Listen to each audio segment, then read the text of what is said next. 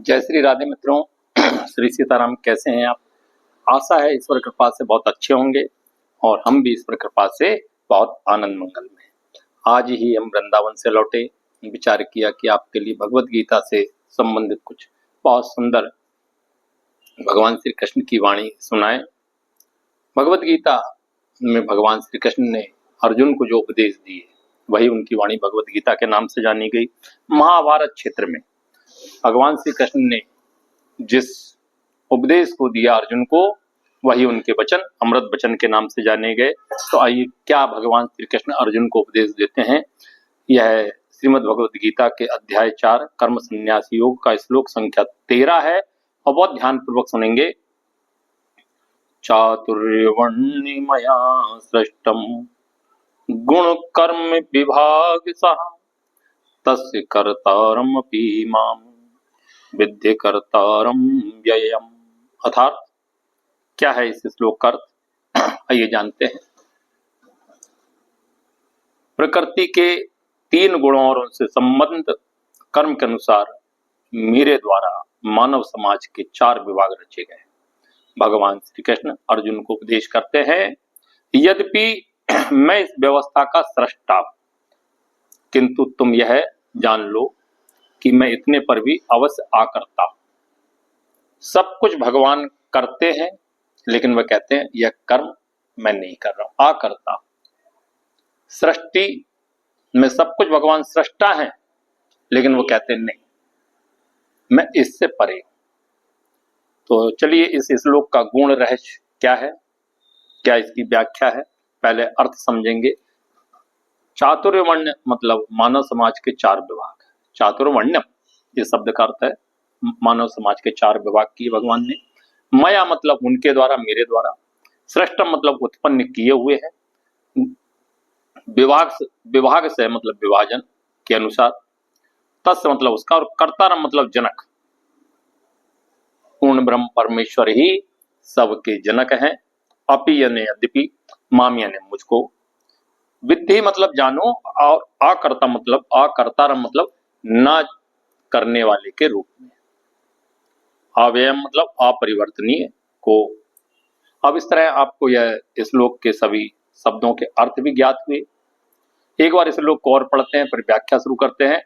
चातुर्वर्ण्यम मया सृष्टम गुण कर्म विभाग सह तस्य कर्तारम अपि माम विद्या कर्तारम व्ययम्। इसकी विस्तृत और गूढ़ रहस्य क्या है। भगवान प्रत्येक वस्तु के सृष्टा है। प्रत्येक वस्तु उनसे उत्पन्न है। संसार की ऐसी कौन सी वस्तु है जो परमात्मा से उत्पन्न नहीं, उसके उनके ही द्वारा पालित है, और प्रलय के बाद प्रत्येक वस्तु उन्हीं में समा जाती है। यह जगत, इस जगत का आधार नारायण है। यह जगत प्रलय काल में नारायण में ही समा जाता है। अतः व्याख्या आई है कि भगवान ही वर्ण आश्रम व्यवस्था के सृष्टा है। जो वर्ण आश्रम की व्यवस्था बनाई है वह भगवान ने ही बनाई है, जिसमें सर्वप्रथम बुद्धिमान मनुष्यों का वर्ग आता है, जिसे सत्वगुणी होने के कारण ब्राह्मण कहलाते हैं। सत्व गुण के कारण ब्राह्मण कहलाते हैं, जाति के अनुसार ब्राह्मण नहीं कहलाते हैं। यहाँ यह बात समझ लेना चाहिए। द्वितीय वर्ग प्रशासक वर्ग का है, जिन्हें रजोगुण होने के कारण क्षत्रिय कहा जाता है। वणिक वर्ग या वैश्य कहलाने वाले लोग रजो तथा तमोगुण के मिश्रण से युक्त होते हैं, और शुद्ध या श्रमिक वर्ग के लोग तमोगुणी होते हैं। मानव समाज के इन 4 विभागों की सृष्टि करने पर भी भगवान कृष्ण इनमें से किसी विभाग वर्ण में नहीं आते हैं। इन सब से परे भगवान कृष्ण है, क्योंकि वे उन वध जीवों में से नहीं है जिनका एक अंश मानव समाज के रूप में है। मानव समाज भी किसी अन्य पशु समाज के तुल्य है। भगवान श्री कृष्ण कहते हैं, व्याख्या आई श्रीमद् भगवद गीता यथारूप श्लोक संख्या 13 अध्याय 4 कर्म संन्यास योग। क्या वर्णन है इसका कि मानव समाज भी किसी अन्य पशु समाज के तुल्य है, किंतु मनुष्यों को पशु स्तर से ऊपर उठाने के लिए ही उपयुक्त वर्णाश्रम की रचना की गई है, जिससे क्रमिक रूप से कृष्ण भावनामृत विकसित हो सके। किसी विशेष व्यक्ति की किसी कार्य के प्रति प्रवृत्ति का निर्धारण उसके द्वारा अर्जित प्रकृति के गुणों द्वारा किया जाता है और गुणों के अनुसार जीवन के लक्षणों का वर्णन इस ग्रंथ के हम अंत में 18वें अध्याय में करेंगे। किंतु श्री कृष्ण भावना भावित व्यक्ति ब्राह्मण से भी बढ़कर होता है। यद्यपि गुण के अनुसार ब्राह्मण को ब्रह्म या परम सत्य के विषय में ज्ञान होना चाहिए, किंतु उनमें से अधिकांश भगवान कृष्ण के निर्विशेष ब्रह्म स्वरूप को ही प्राप्त कर पाते हैं।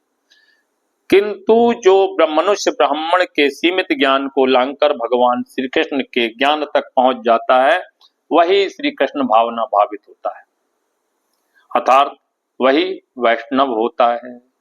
श्री कृष्ण भावनामृत में कृष्ण के विभिन्न अंशों तथा राम, नरसिंह, वराह आदि का ज्ञान सम्मिलित रहता है और जिस तरह कृष्ण मानव समाज की इस चातुर्वर्ण प्रणाली से परे हैं, उसी तरह श्री कृष्ण भावना भावित व्यक्ति भी इस चातुर्वर्ण प्रणाली से परे होता है, चाहे हम इसे जाति का विभाग कहें, चाहे राष्ट्र या संप्रदाय का विभाग कहें। तो मित्रों, जय श्री राधे, जय श्री कृष्ण, श्री सीताराम। आपको हमारी यह वीडियो कैसी लगी कृपया कमेंट करके अवश्य बताइएगा और आपने यदि अभी तक हमारी चैनल को सब्सक्राइब नहीं किया है तो प्लीज चैनल को सब्सक्राइब कीजिएगा, लाइक कीजिएगा और बने रहिएगा हमारी अगली वीडियो के लिए। श्री कृष्ण भावना भावित, श्री कृष्ण भावना अमृत क्या है और इसके आगे के श्लोक कितने गुण रहस्यमय है, जानने के लिए हमारी चैनल को सब्सक्राइब अवश्य कीजिएगा।